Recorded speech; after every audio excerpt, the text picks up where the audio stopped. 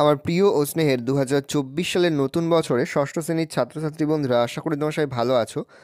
আজ আমরা যে বিষয়টি নিয়ে আলোচনা করব, ষষ্ঠ শ্রেণীর ফার্স্ট সামেটিভ অর্থাৎ প্রথম পর্যায়ক্রমিক মূল্যায়নের ইতিহাসের সিলেবাস, প্রশ্ন কাঠামো এবং নমুনা প্রশ্নপত্র নিয়ে। প্রথমে তোমরা সিলেবাসটা দেখে নাও, কী কী বিষয় তোমাদের ফার্স্ট সামেটিভ অর্থাৎ প্রথম পর্যায়ক্রমিক মূল্যায়নে থাকবে। তোমাদের প্রথম পর্যায়ক্রমিক মূল্যায়নের ক্ষেত্রে ফুল মার্কস থাকবে 15, আর সময় তোমাদের থাকবে 30 মিনিট। তোমাদের থাকবে দ্বিতীয় অধ্যায় অর্থাৎ ভারতীয় উপমহাদেশে আদিম মানুষ, তৃতীয় অধ্যায় অর্থাৎ ভারতীয় উপমহাদেশের প্রাচীন ইতিহাসের ধারা। তোমাদের প্রথম অধ্যায় থেকে কোনো রকম প্রশ্ন কিন্তু পরীক্ষাতে থাকবে না। দেখে নাও সিলেবাসটা, তার পাশাপাশি তোমরা প্রশ্ন কাঠামোটা দেখে নাও। এবার আমরা নমুনা প্রশ্নপত্রটা দেখে নেব। সরাসরি স্ক্রিনে কিন্তু তোমরা ষষ্ঠ শ্রেণীর ফার্স্ট সামেটিভ অর্থাৎ প্রথম পর্যায়ক্রমিক মূল্যায়নের ইতিহাসের কোশ্চেন পেপারটা দেখতে পাচ্ছ। ফুল মার্কস তোমাদের রয়েছে 15, আর সময় তোমাদের রয়েছে 30 মিনিট। একে দেখে রয়েছে সঠিক উত্তরটি বেছে নিয়ে লেখো যে কোনো তিনটি প্রতিটি প্রশ্নের মান 1 করে 1 × 3 = 3। প্রথম, আদিম মানুষের প্রথম হাতিয়ার ছিল ড্যাশ, ভোঁতা পাথর, হালকা ছুচালো পাথর, পাথরের টুকরা না লোহার অস্ত্র। উত্তর হবে ভোঁতা পাথর। পরের প্রশ্ন, দেখো সরাসরি স্ক্রিনে কিন্তু আমরা ষষ্ঠ শ্রেণীর ফার্স্ট সামেটিভ অর্থাৎ প্রথম পর্যায়ক্রমিক মূল্যায়নের ইতিহাসের কোশ্চেন পেপারটা দেখতে পাচ্ছ। ফুল মার্কস তোমাদের রয়েছে 15, আর সময় তোমাদের রয়েছে 30 মিনিট। একে দাগে রয়েছে সঠিক উত্তরটি বেছে নিয়ে লেখো যে কোনো তিনটি প্রতিটি প্রশ্নের মান 1 করে 1 × 3 = 3। প্রথম, আদিম মানুষের প্রথম হাতিয়ার ছিল ভোঁতা পাথর, হালকা ছুচালো পাথর, পাথরের কুঠার না লোহার অস্ত্র। উত্তর হবে ভোঁতা পাথর। পরের প্রশ্ন, আদিম মানুষের জীবনে প্রথম জরুরি আবিষ্কার চাকা, ধাতু না আগুন। উত্তর হবে আগুন। পরের প্রশ্ন, মেহেরগড় সভ্যতা আবিষ্কার করেন জন মার্শাল, হুইলার, ম্যাকে, ফ্রাসোয়া জারিজ। উত্তর হবে ফ্রাসোয়া জারিজ। প্রশ্ন, হরপ্পা সভ্যতায় স্নানাগার পাওয়া গেছে লোথালে, হরপ্পায়, মহেঞ্জোদারোয় না রূপারে। উত্তর হবে মহেঞ্জোদারোয়। প্রশ্ন, মেহেরগড় সভ্যতা আবিষ্কৃত হয়েছে 1912, 1874, 1974, 1784 খ্রিস্টাব্দে। উত্তর হবে 1974 খ্রিস্টাব্দে।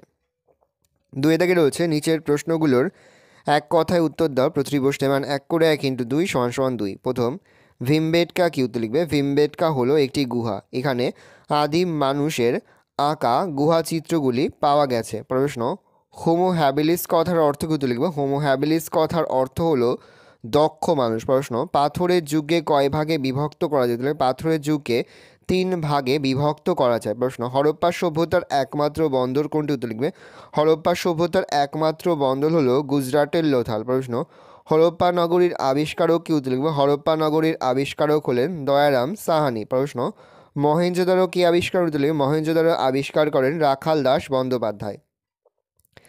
তিনে দাগে রয়েছে যে কোনো একটি প্রশ্ন দিতে হবে, প্রশ্নের মান রয়েছে 2 থেকে 3টি বাক্যের মধ্যে উত্তর দিতে হবে। প্রথম প্রশ্ন, তামাহাইপেন পাথরের যুগ বলতে কি বোঝো? পয়েন্ট করে ভূমিকা। মানব সভ্যতার সূচনা পর্বের একটি অধ্যায় হলো তামাহাইপেন পাথরের যুগ। তামাহাইপেন পাথরের যুগ, যে সময় মানুষ পাথরের জিনিসপত্র ব্যবহারের পাশাপাশি তামার জিনিসপত্র তৈরি ও ব্যবহার করে, সেই সময়কালকে তামাহাইপেন পাথরের যুগ বলে। মেহেরগড় সভ্যতার শেষ পর্যায় ও হরপ্পা সভ্যতা তামাহাইপেন পাথরের যুগের সভ্যতা ছিল।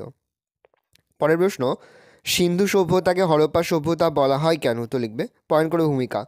উৎখনন কার্যের ফলে হরপ্পা এবং মহেঞ্জোদারো আবিষ্কারের পর প্রথমে সিন্ধু সভ্যতা নামকরণ হলেও পরে হরপ্পা সভ্যতা নামকরণ হয়। হরপ্পা সভ্যতা বলার কারণ, প্রাচীনত্ব। এই সভ্যতার প্রায় 1400টি কেন্দ্রের মধ্যে হরপ্পা সবথেকে প্রাচীন ও বড়। নিদর্শন, হরপ্পায় পাওয়া নিদর্শন বেশি এবং অন্য কেন্দ্রগুলিতে হরপ্পার নিদর্শনের প্রভাব দেখা যায়। এই সব কারণে সিন্ধু সভ্যতাকে হরপ্পা সভ্যতা বলা হয়। 3, আদিম মানুষ কিভাবে আগুন জ্বালাতে শেখে? পয়েন্ট করে ভূমিকা। মানব সভ্যতার বিকাশের ক্ষেত্রে মানুষের আগুন জ্বালাতে শেখা খুব গুরুত্বপূর্ণ বিষয় ছিল। আগুন জ্বালানোর কৌশলসমূহ: 1, আদিম মানুষ দাবানল দেখে আগুনের অস্তিত্ব বুঝতে পারে। 2, চকমকি পাথরের হাতিয়ার তৈরির সময় পাথরের ঠোকাঠুকিতে আগুন জ্বলে ওঠে। 3, তা দেখে মানুষ আগুন জ্বালাতে আগুন জ্বালাতে দেখে। এইভাবে আদিম মানুষ আগুন জ্বালাতে শেখে। 3-4, আদিম মানুষ যাযাবর ছিল কেন?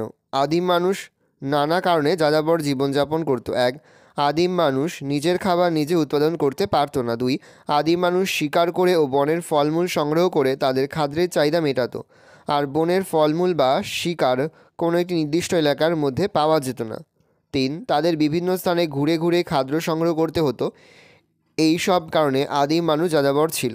পর হচ্ছে আদিম মানুষ কেন জোট বেঁধেছিল, এর ফলে তার কী লাভ হয়েছিল। আদিম মানুষ হিংস্র জীবজন্তুর হাত থেকে নিজেকে রক্ষা করতে এবং তার খাদ্যের সংস্থান করার জন্য জোট বেঁধেছিল। 4 থেকে রয়েছে অনধিক 50 শব্দের মধ্যে উত্তর দাও যে কোনো একটি প্রশ্নের মান 3। প্রথম, আগুন জ্বালতে শেখার পর আদিম মানুষের কী কী সুবিধা হয়েছিল, অথবা আগুন ব্যবহারের ফলে মানুষের জীবনে কী কী পরিবর্তন এসেছিল। পয়েন্ট করে ভূমিকা। আগুন জ্বালাতে শেখার পর আদিম মানুষের জীবনযাত্রার ধরন অনেকটাই বদলে গিয়েছিল। বেশ কিছু সুবিধাও হয়েছিল, যেমন 1, আত্মরক্ষা। প্রচণ্ড শীতের হাত থেকে বাঁচতে আদিম মানুষ আগুন জ্বালিয়ে শরীর গরম করত। হিংস্র জন্তুর আক্রমণ থেকে রক্ষা পাওয়ার জন্য তারা গুহার মুখে আগুন জ্বালিয়ে রাখত। 2, খাদ্যাভ্যাসের বদল। এ সময় আদিম মানুষ কাঁচা মাংসের পরিবর্তে আগুনে ঝলসানো নরম মাংস খেতে শুরু করে। 3, শারীরিক পরিবর্তন। আগুনে ঝলসানো নরম মাংস খেয়ে তাদের দাঁত ছোট এবং চোয়াল সরু হয়ে গেল। পরে সিন্ধু নদের তীরে হরপ্পা সভ্যতার শহরগুলি কেন গড়ে উঠেছিল বলে তোমার মনে হয়। সিন্ধু নদের তীরে হরপ্পা সভ্যতার শহরগুলি গড়ে ওঠার কারণ 1, উর্বর জমি।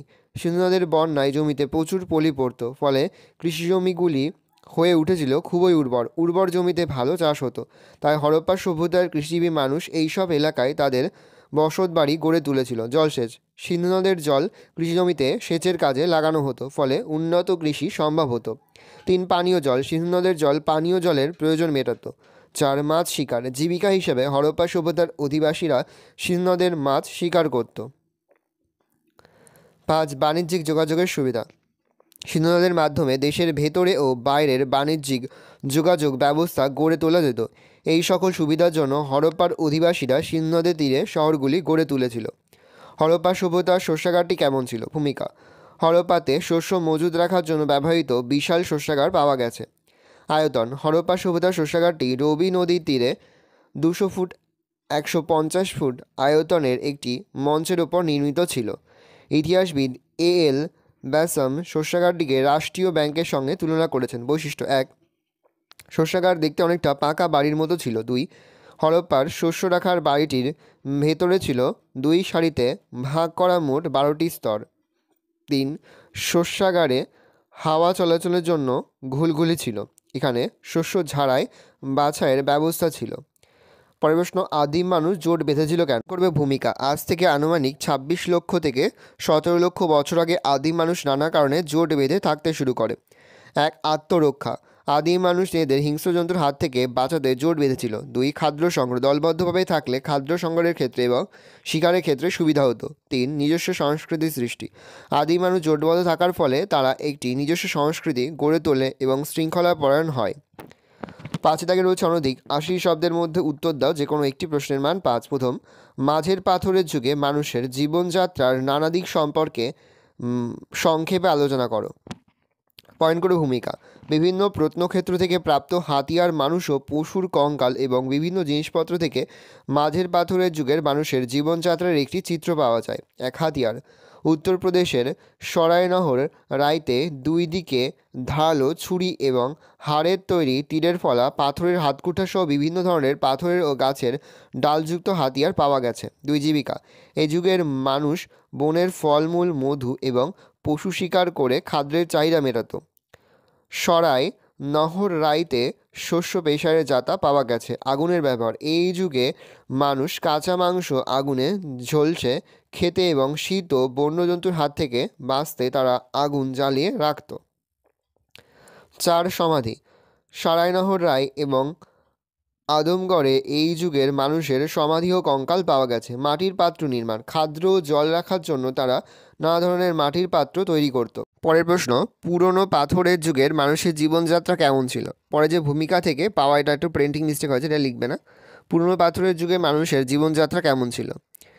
উত্তর লিখবে, পুরনো পাথরের যুগের অস্ত্র ও জিনিসপত্র থেকে সে যুগের মানুষের জীবনযাত্রার একটি চিত্র পাওয়া যায়। 1, লিখবে দলবদ্ধভাবে খাদ্য সংগ্রহ। পুরনো পাথরের যুগের মানুষ দলভেদে পশু শিকার ও ফলমূল সংগ্রহ করত এবং মিলেমিশে খাবার ভাগ করে খেত। 2. পোশাক পরিচ্ছদ। প্রচণ্ড ঠান্ডার হাত থেকে বাঁচতে এই যুগের মানুষ পশুর চামড়া, গাছের ছাল ও লতাপাতা পোশাক রূপে ব্যবহার করত। খাদ্য। এই যুগের মানুষ শিকার করে পশুর মাংস, বনের ফলমূল সংগ্রহ করে খেত। 4. হাতিয়ার। ভারী এবং এবড়ো খেবড়ো পাথরের হাতিয়ার এই যুগের মানুষ ব্যবহার করত।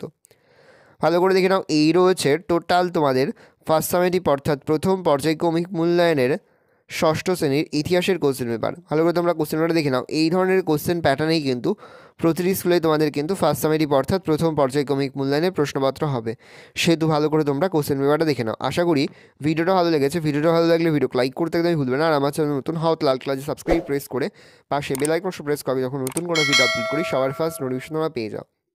আর এই ভিডিওটি তোমার বন্ধু বান্ধবী, আত্মীয় স্বজন সবার মধ্যে কিন্তু অনেক অনেক শেয়ার করে দাও যারা এবছর ষষ্ঠ শ্রেণীতে পড়ছে। আমরা কিন্তু ইতিমধ্যে ষষ্ঠ শ্রেণীর প্রতিটি বিষয়ের সিলেবাস, প্রশ্নকাঠামো এবং নমুনা প্রশ্নপত্র কিন্তু আপলোড করে দিয়েছি। তোমরা যদি এখনও পর্যন্ত সেই ভিডিওগুলো না দেখে থাকো, ভিডিওগুলো কিন্তু তাড়াতাড়ি দেখে নাও। একেবারে ভিডিও শেষে স্ক্রিনে তোমরা একটা প্লেলিস্ট দেখতে পারবে, তারপরে ক্লিক করলেই সমস্ত ভিডিওগুলো কিন্তু তোমরা পর দেখে নিতে পারবে। তোমাদের সকলকেই জানাই আগাম পরীক্ষার অনেক অনেক শুভেচ্ছা এবং অভিনন্দন। ভালো করে তোমরা কোশ্চেন পেপারটা দেখে নাও।